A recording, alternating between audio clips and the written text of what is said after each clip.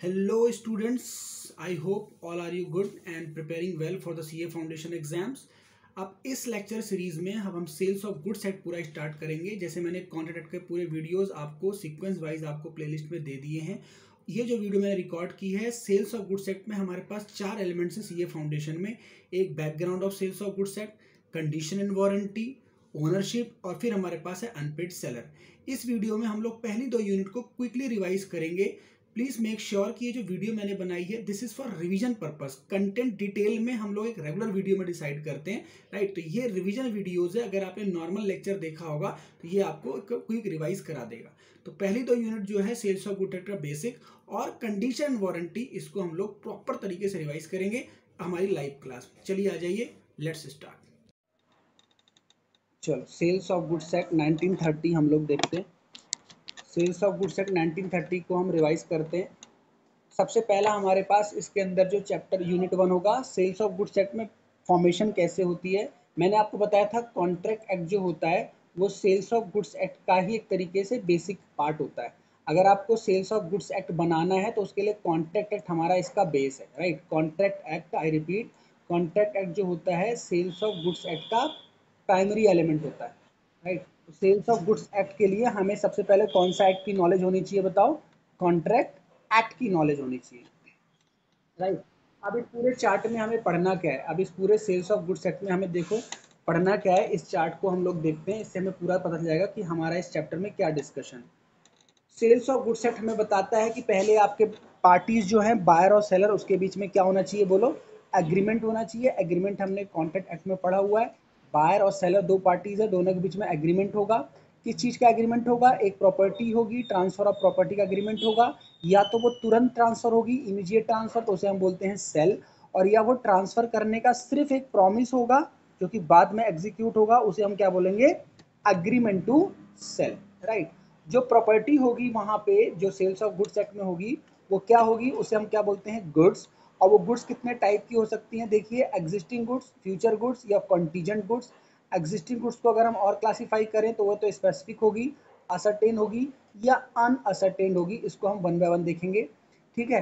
Consideration में क्या होगा? प्राइस होगा, मनी की वैल्यू आपको दी जाएगी और सारे इसेंशियल एलिमेंट जो वैलिड कॉन्ट्रैक्ट के थे, ऑफर, एक्सेप्टेंस, कंसिडरेशन, लीगलिटी, ठीक है, वो सारी चीज़ें यहाँ पे, कैपेसिटी, सब यहाँ पे इसेंशियल एलिमेंट होने चाहिए। तो हमारा बन पाएगा क्या? Contract of sale, right. Clear है?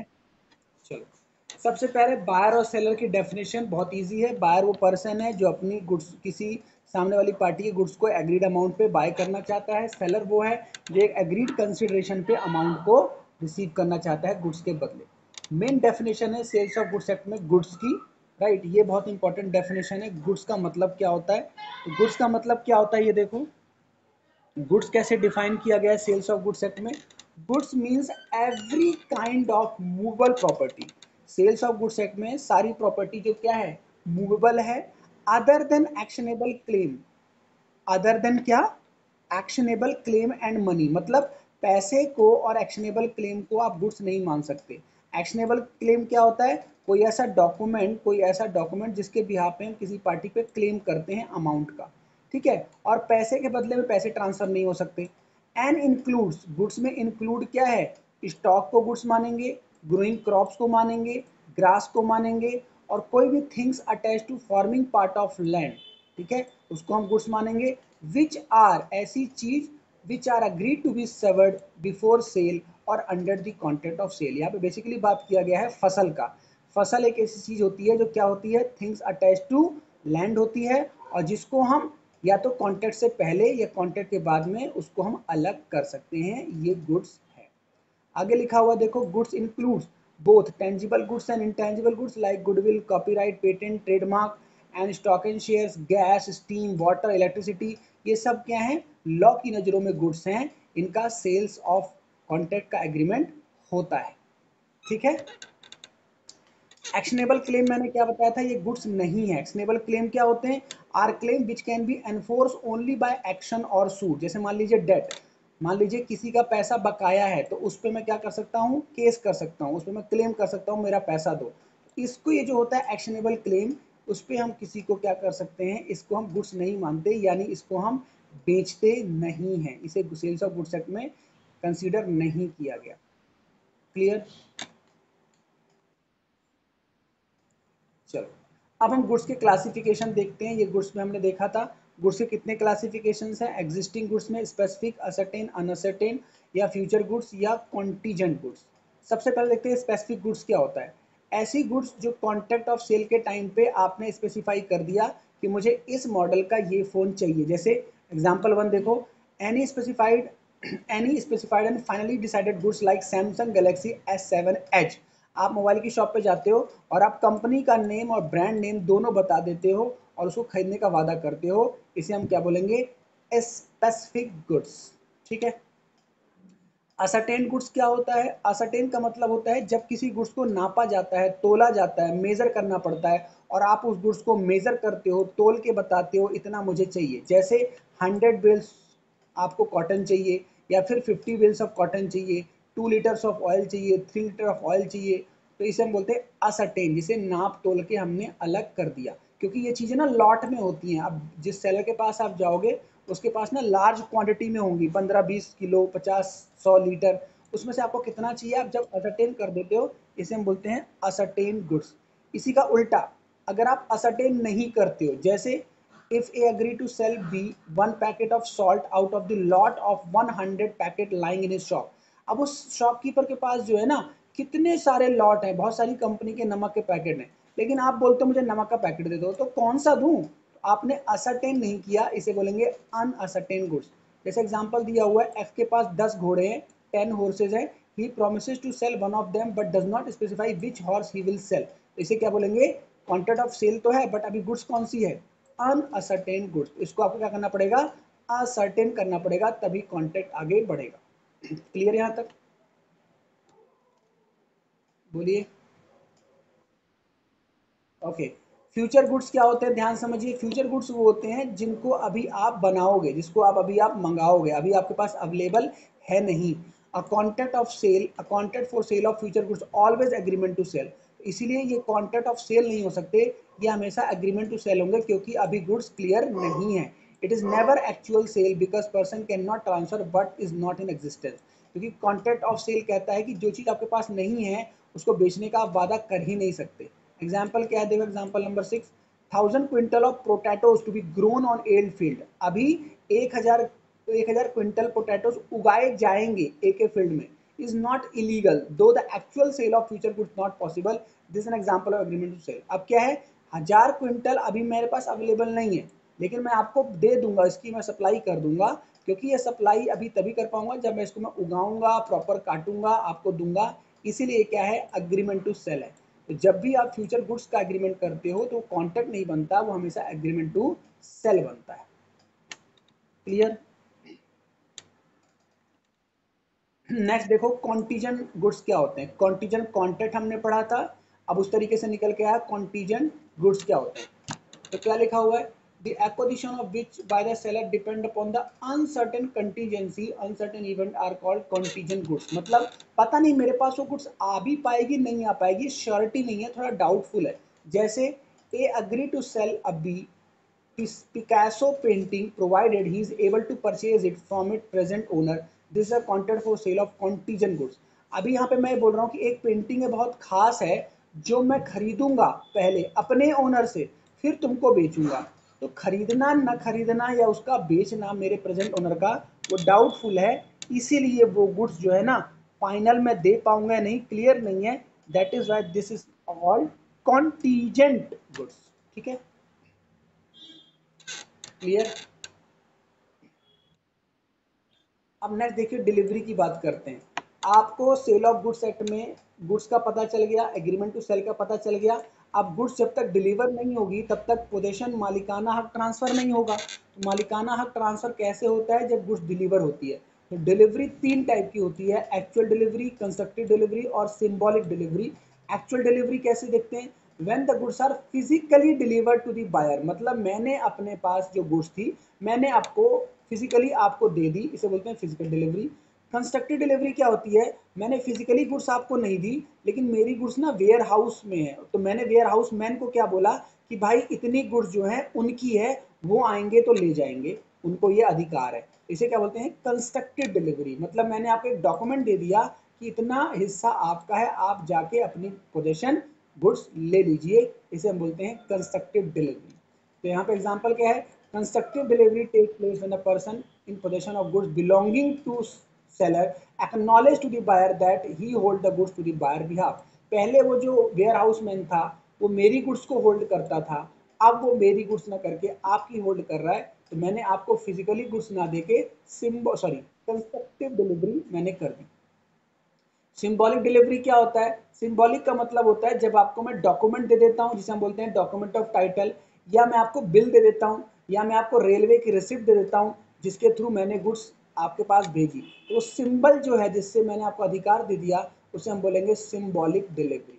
इस एग्जांपल दिया हुआ है, when a contract to sell timber and make bundles thereof, the goods will be deliverable state after a put the goods into such condition। तो मैंने क्या किया, आपको गुड्स उसके लायक बना दिया जब आप डिलीवरी ले सकते हैं। यहाँ पे देखो क्या लिखा है, goods are said to be deliverable state when they are in such condition that buyer would under the contract be bound to take delivery. जब भी गुड्स को मैं डिलीवर स्टेट में कर देता हूँ, मतलब पैकेट कर दिया, गाड़ी में लदवा दिया, लोड अनलोड करवा दिया, तो मेरी तरफ से डिलीवरी मानी जाती है। अब आप उसको लेने के लिए लायबल हो जाते हो, इसे हम बोलेंगे सिंबॉलिक डिलीवरी। और ये कब की जाती है?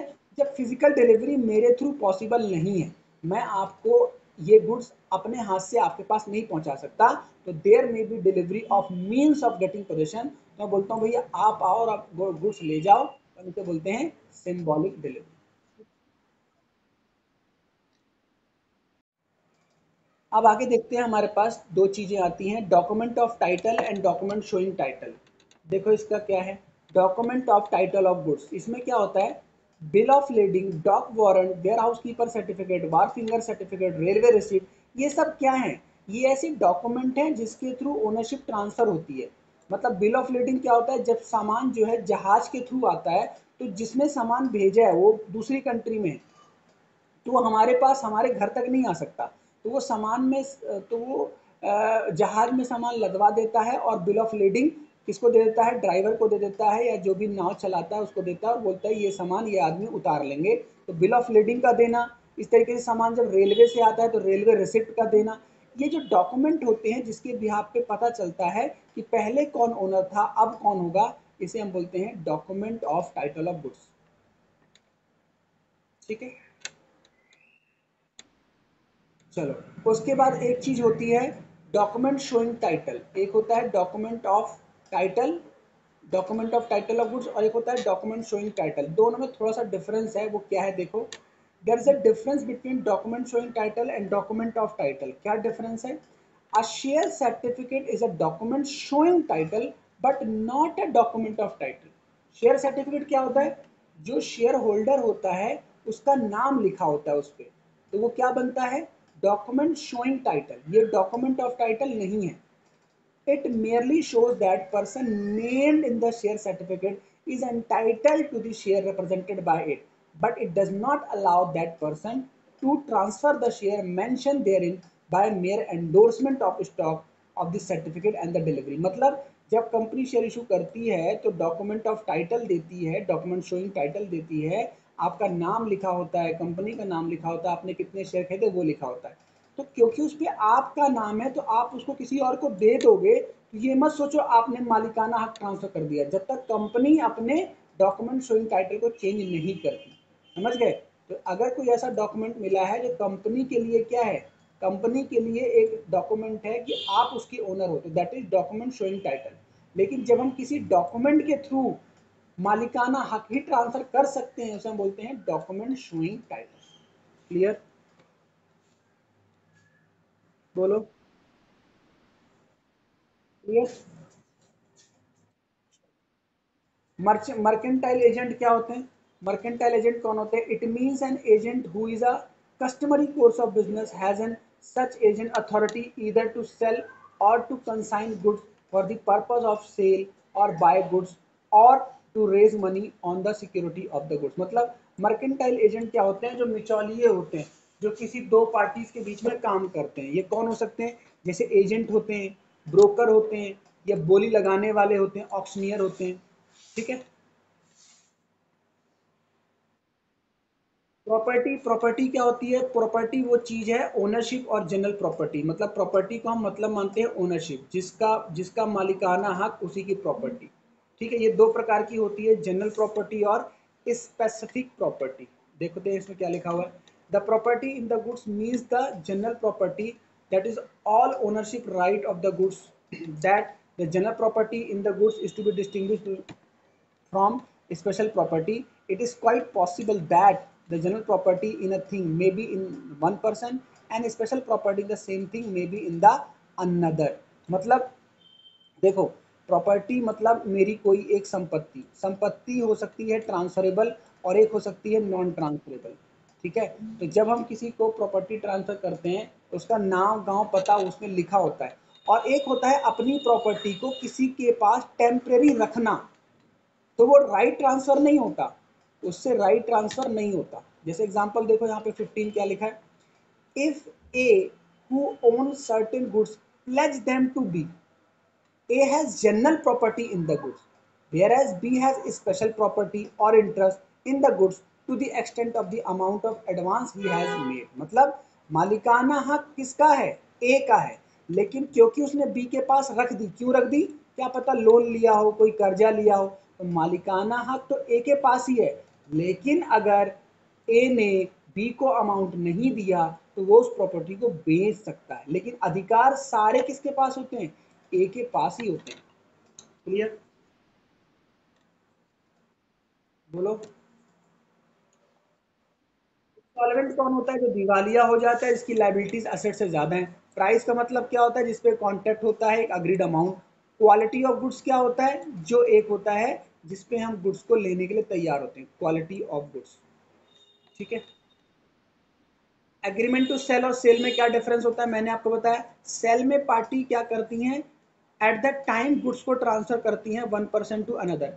अग्रीमेंट टू ट्रांसफर में प्रॉपर्टी ट्रांसफर नहीं होती, क्योंकि यहाँ पे गुड्स अवेलेबल अभी है ही नहीं, इसको अभी अवेलेबल कराया जाएगा। ठीक है। ये एक बार आप डिफरेंस पढ़ो, ये एक बार आप डिफरेंस पढ़ो पूरा। जिस पॉइंट में डाउट आता है पूछो, पहले पूरा पढ़ लो फिर डाउट पूछना। ठीक है। देखो, तो ये हमारा सेल और एग्रीमेंट टू सेल में डिफरेंस हो गया। इसमें मैं कुछ पॉइंट बता देता हूँ, जैसे nature of contract. Nature of contract में क्या लिखा हुआ है? मैंने आपको पढ़ाया था कॉन्ट्रैक्ट में एग्जीक्यूटेड और एग्जीक्यूटरी। तो सेल जो होता है उसमें दोनों पार्टी परफॉर्मेंस कर चुकी हैं। ठीक है, यहाँ पे परफॉर्मेंस हो चुका है, कंसिडरेशन पे हो गया। ये कौन सा बना? एग्जीक्यूटेड बना।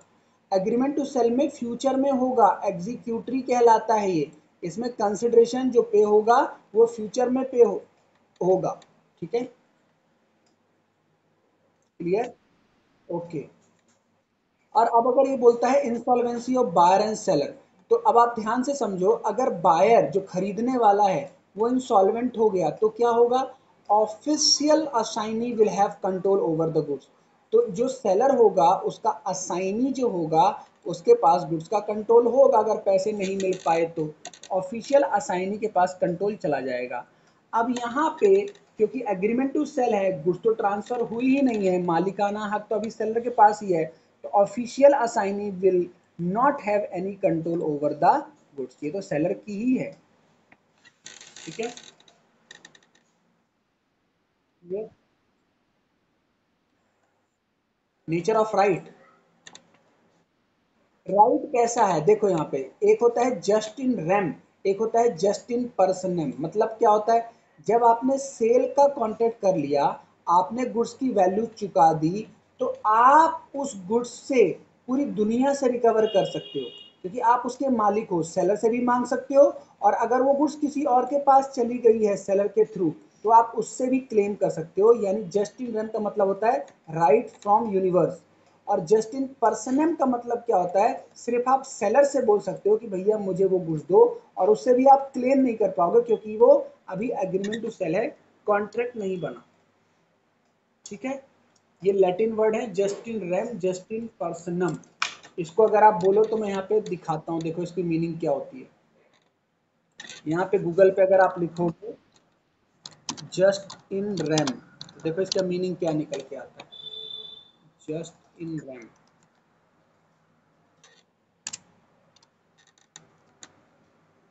जस्ट इन रैम, ये सेल्स ऑफ गुड्स एक्ट का एक लैटिन वर्ड, देखो क्या लिखा हुआ है, just in rem is a right in respect of thing and just in personam is a right against or in respect of person according to. मतलब just in rem का मतलब होता है आपको सारे अधिकार है उस गुड्स को लेकर के, आप किसी भी पर्सन से उसको एक्सरसाइज कर सकते हो, लेकिन जस्ट इन पर्सनम में आप सिर्फ पर्सन से मांग सकते हो, गुड्स में राइट नहीं है आपका, क्योंकि अभी आपने पे किया ही नहीं।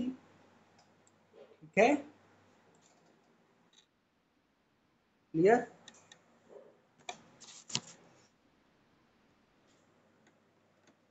चलो और कोई प्रॉब्लम?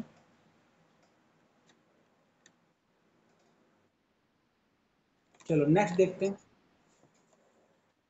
ये हो गया हमारा। अब हमें ये देखना है कि जो सेल्स ऑफ गुड्स एक्ट है उससे रिलेटेड कुछ एग्रीमेंट सेम होते हैं, वो कौन कौन से होते हैं। तो एक एग्रीमेंट देखा होगा हायर परचेज का भी होता है। तो हायर परचेज और सेल में क्या फर्क है? हायर परचेज में चीजें जो हैं, गुड्स जो है इंस्टॉलमेंट में डिलीवर होती हैं, या फिर आप पेमेंट जो है गुड्स का इंस्टॉलमेंट में पे करते हो। तो यहाँ पे ये याद रखना है कि हायर परचेज के एग्रीमेंट में आपको राइट तभी आता है जब आप लास्ट इंस्टॉलमेंट पे कर देते हो। मैंने क्या बोला? लास्ट इंस्टॉलमेंट जब पे करते हो तभी आपके पास राइट आता है, ये हायर परचेज होता है। ठीक है, इसको आप एक बार पढ़ लेना। हायर परचेज में ये होता है, एक पार्टी होती है जिसको हम बोलते हैं हायर परचेजर, और एक को हम बोलते हैं हायर वेंडर। वेंडर होता है जो सेल करता है, परचेजर जो बाय करता है। ठीक है, एक अग्रीमेंट होता है सेल और बेलमेंट। बेलमेंट जो है कॉन्ट्रैक्ट एक्ट से आया है। बेलमेंट का मतलब होता है यहाँ पे सिर्फ ट्रांसफर ऑफ पोजेशन होता है, मतलब आप अपनी गुड्स को किसी दूसरे पर्सन के पास एक टेम्परेरी पर्पज से, सुरक्षा की दृष्टि से रखते हो, जिसे हम कॉन्ट्रैक्ट ऑफ बेलमेंट या उस पर्सन को बेली बोलते हैं। फिर आप उस टाइम के बाद उससे प्रॉपर्टी ले सकते हो। तो सेल और बेलमेंट में फर्क। ठीक है, clear?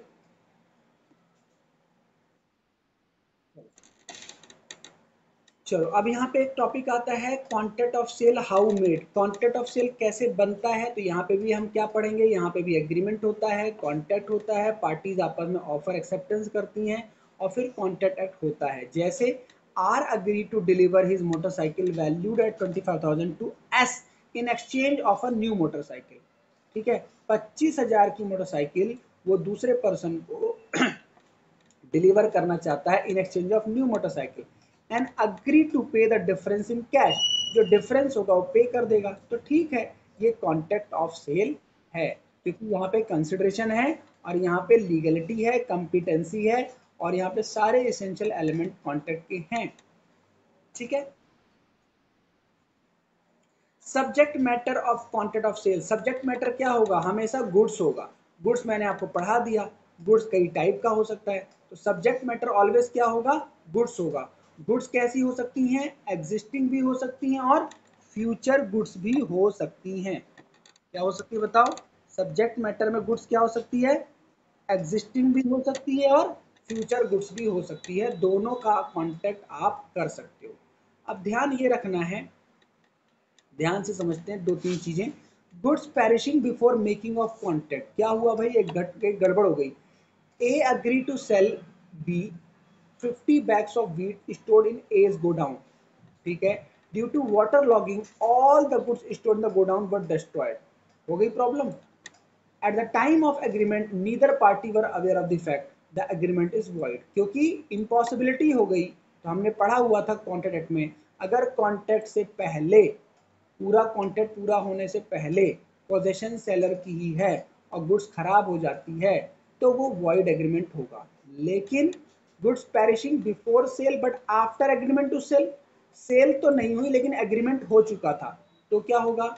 Where there is an agreement to sell specific goods and subsequently goods without any fault of part of the seller और buyer perish or become so damaged as no longer to answer their description the agreement before risk passes to buyer, the agreement thereby becomes, ये भी क्या बन जाएगा? void, क्योंकि यहाँ पे भी क्या है?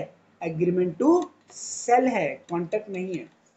perishing of future goods, future goods हमने पढ़ा था जो अभी प्रोड्यूस होगी, जो अभी अवेलेबल है नहीं, अगर वो खराब हो जाती है तो if the future goods are specific the destruction of such goods will amount to supervening impossibility, हमने पढ़ रखा है, और वो क्या हो जाएगा, वाइड हो जाएगा। इसका मतलब अगर गुड्स एग्रीमेंट टू सेल या कॉन्ट्रैक्ट से पहले गुड्स अवेलेबल थी और वो क्या हो जाती है, पेरिशेबल हो जाती है, तो वो गुड्स किसके लिए जिम्मेदार होगी, वो कोई पार्टी जिम्मेदार नहीं है, वो वाइड है, उसको परफॉर्म ना किया जाए। ठीक है,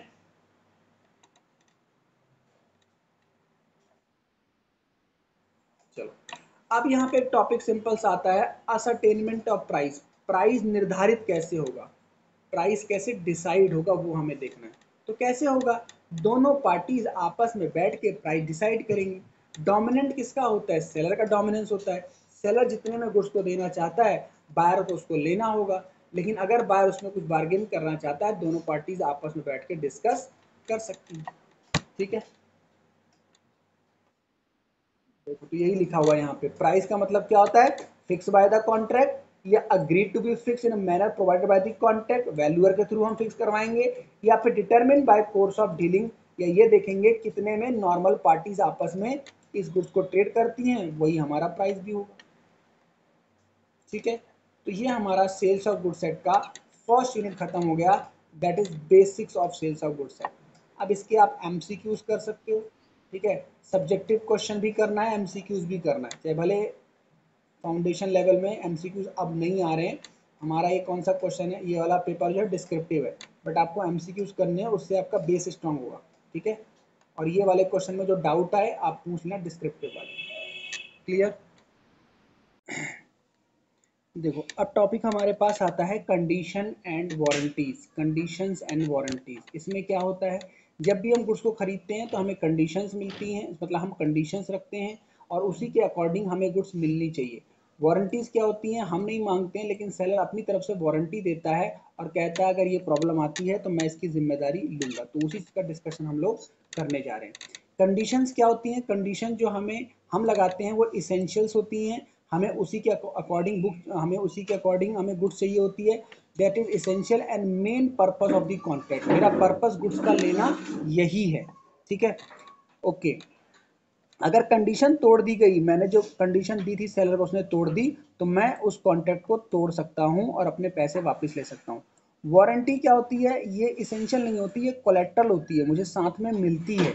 लेकिन अगर वारंटी टूटती है तो मैं कॉन्ट्रैक्ट को ब्रीच नहीं कर सकता, मैं सिर्फ क्लेम फॉर डैमेजेस ही मांग सकता हूँ। ठीक है, क्लियर, चलो आगे देखते हैं।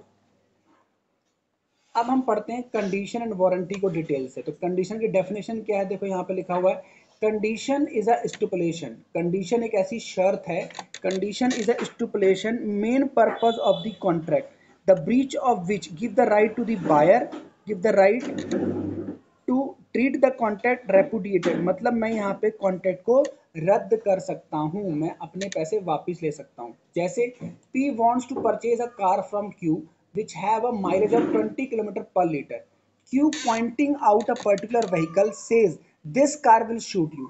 Later P buys the car but find out that car is only has a top mileage of 50 km per liter का ही उसका वो है। This amount to breach of condition because of seller made a stipulation which form essence of the contract. In this case mileage was a stipulation, वही main condition थी, that essential to the main purpose of contract, hence the its breach is breach of condition। अब क्योंकि आपने मेरी condition तोड़ दी तो उसमें हम क्या करेंगे, एग्रीमेंट को ही कैंसिल कर सकते हैं। आपको मैं मानूंगा कि आपने ब्रीच ऑफ कॉन्ट्रैक्ट किया है।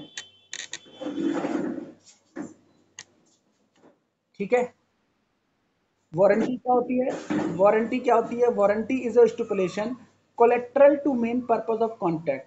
ये इसेंशियल नहीं है, कोलेट्रल साथ में मिली है। ब्रीच अगर आपने कर दिया, give rise to claim for damages. से देखते हैं तो दोनों का डिफरेंस देखते हैं। देखो कंडीशन क्या है, मैंने आपको बताया था शर्त है, इसेंशियल है, ये इसेंशियल है। वारंटी क्या है, ये भी कंडीशन है लेकिन ये कोलेट्रल है। राइट क्या है यहाँ पे, अगर पार्टी ने कंडीशन ब्रेक कर दी सेलर ने, तो मैं कॉन्ट्रैक्ट को कैंसिल भी कर सकता हूँ, क्लेम फॉर डैमेजेस भी मांग सकता हूँ, और दोनों कर सकता हूँ, दोनों, ध्यान समझना, दोनों राइट है। लेकिन अगर वारंटी टूटती है तो सिर्फ आप क्लेम फॉर डैमेजेस मांग सकते हो। कन्वर्जन ऑफ स्टिपुलेशन कर सकते हो, हाँ, अगर ब्रीच ऑफ कंडीशन टूटती है तो आप इसको ब्रीच ऑफ वारंटी ट्रीट कर सकते हो, लेकिन वारंटी टूटती है तो आप इसको ब्रीच ऑफ कंडीशन ट्रीट नहीं कर सकते। क्लियर?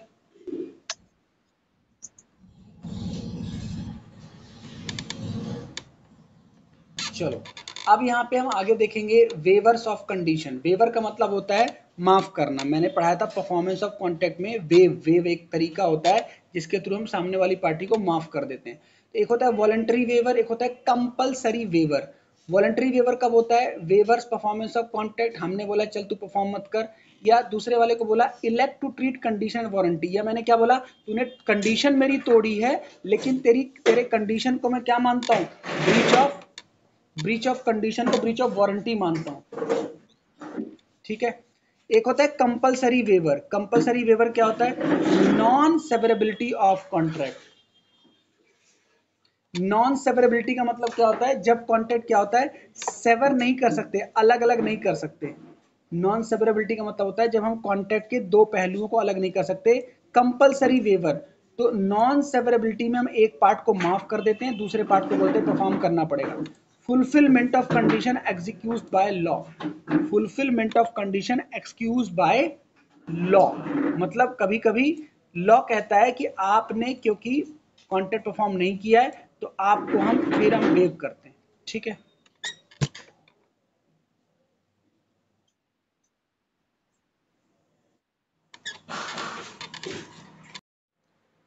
तो कंडीशन एंड वारंटी में इम्प्लाइड कंडीशंस कौन सी होती हैं? एक्सप्रेस कंडीशन तो हम समझ गए, जो पार्टी एक दूसरे को वर्ड ऑफ माउथ बोलती है, लेकिन इम्प्लाइड कंडीशन मानी जाती है जिसको हम ये बोलते हैं कि आपने बोली तो नहीं है लेकिन ये प्रिज्यूम मानी जाती है। जैसे condition as to title. Title का मतलब क्या हुआ भाई, अगर आप कोई सामान बेच रहे हो तो हम मानेंगे कि आप उसके मालिक हो।